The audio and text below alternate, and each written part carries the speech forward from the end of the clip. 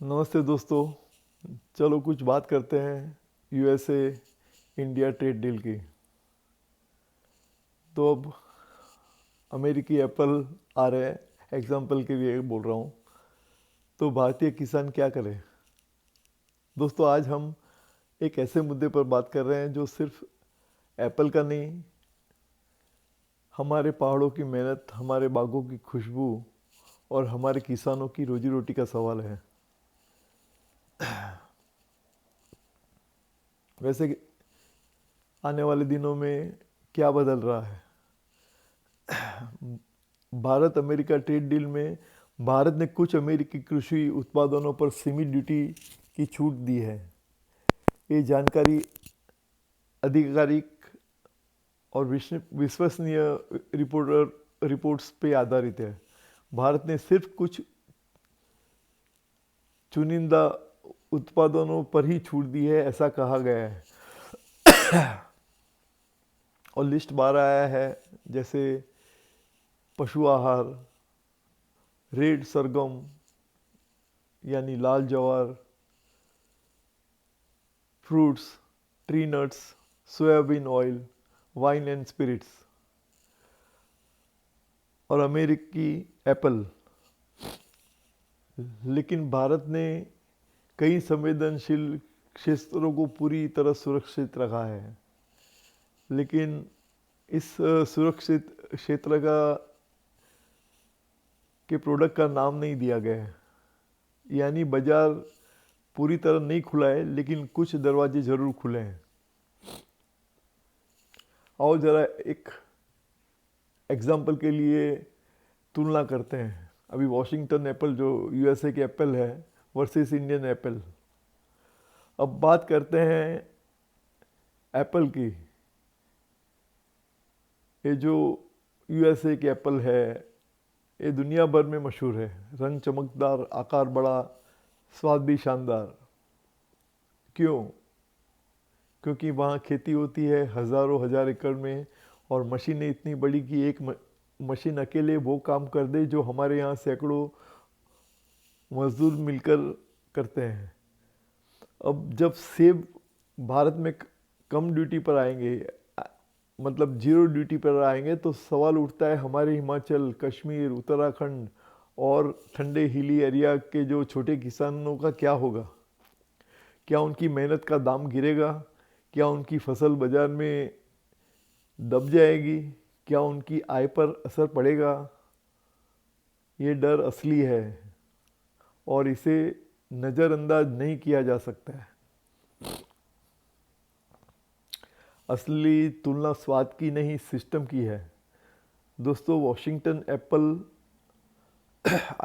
जो यूएसए के एप्पल है और इंडियन एप्पल की तुलना सिर्फ स्वाद की नहीं है, ये तुलना है दो अलग अलग खेती प्रणालियों की। अमेरिका में बहुत बड़े खेत, भारी सब्सिडी, अत्याधुनिक मशीनें, सूटेबल ठंडा मौसम और सस्ता उत्पादन। जबकि भारत में छोटे किसान, ऊंची लागत, मौसम का जोखिम, महंगा ट्रांसपोर्ट और सीमित टेक्नोलॉजी।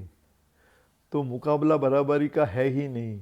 और जब मुकाबला बराबरी का न हो तो बाजार में सबसे पहली चोट लगती है छोटे किसानों को। भारत का किसान क्या चाहता है? किसान किसी देश के खिलाफ नहीं है। किसान सिर्फ इतना चाहता है कि अगर बाजार खुले तो सुरक्षा भी मिले। फार्मर चाहता है एमएसपी जैसी सुरक्षा, आयात पर कोटा और निगरानी, घरेलू एप्पल के लिए मार्केटिंग सपोर्ट, कोल्ड स्टोरेज और ट्रांसपोर्ट की सुविधा, स्थानीय किस्मों को बढ़ावा। किसान कह रहा है मुझे बराबरी का मौका दो, मैं किसी से कम नहीं हूँ। ये यूएसए के एप्पल अच्छे हैं, इसमें कोई शक नहीं है, लेकिन भारतीय सेब भी कम नहीं। हमारे सेब में मिट्टी की खुशबू है, हमारे पहाड़ों की ठंडक और किसान की मेहनत का स्वाद। अगर नीति निर्माता, उपभोक्ता और बाजार तीनों मिलकर भारतीय सेब को सपोर्ट करें तो हमारा किसान न सिर्फ टिकेगा बल्कि आगे भी बढ़ेगा। क्योंकि असली ताकत स्वाद में नहीं, सिस्टम की बराबरी में होती है। दोस्तों, ये वीडियो किसी के खिलाफ नहीं है, ये सिर्फ एक आवाज़ है कि जब भी कोई बड़ा व्यापारिक फैसला हो तो किसान की बात सबसे पहली सुनी जाए। क्योंकि अगर किसान बचेगा तो पहाड़ बचेंगे, बाग बचेंगे, ज़मीनें बचेंगी और हमारी थाली भी बचेंगी।